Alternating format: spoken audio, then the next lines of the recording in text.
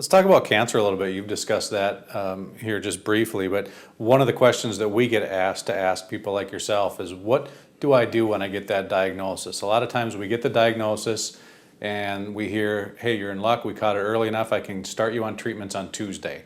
What should somebody do that's sitting in that chair on the other side of the doctor that hears those words? Calm down and go get a second opinion. Anytime you're diagnosed with cancer, you're not going to die within the next 2 weeks, 2 or 3 weeks. And this is what we would always tell people to do. Relax, go get a second opinion. A lot of times, there's false positives on cancer tests. Sometimes they might say you have cancer and you might not even have cancer.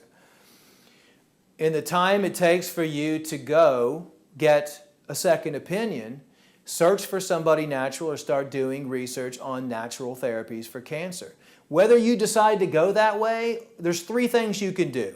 You can go the medical route with chemo and radiation, which ultimately has a very low track record, which is poison. Even in the Merck manual, it says chemotherapy is a derivative of mustard gas. So the cancer is always going to come back, usually with a vengeance after around the 5th year mark, and you're destroying your immune system. So that's option number 1, go the medical route. Option number 2 is go all natural, and it depends on what type of cancer you have, and there's a lot of good information out there that you can pull up nowadays for natural cancer treatments. Or number 3, you can do a combination of both. So really what we say is, know that you have 3 options.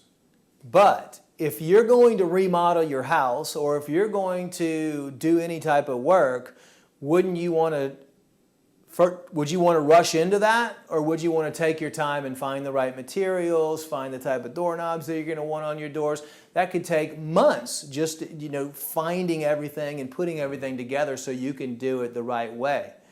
So we really tell them, don't let the medical profession scare you into anything. Nothing's really going to change in the next 2 or 3 weeks. You're not going to have a little cancer here and be in stage 2 in 2 or 3 weeks. Very rarely maybe would that happen, depending on the type of cancer. Stop, take 2 steps back, start doing your research, and then come to an informed decision within yourself.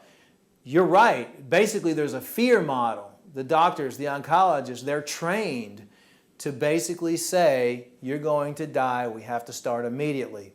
And that's ingrained in them, and the reason they tell them that is because they don't want them going out there and starting to do research and starting to do natural things. They want to bring them into the system because there's so much money involved.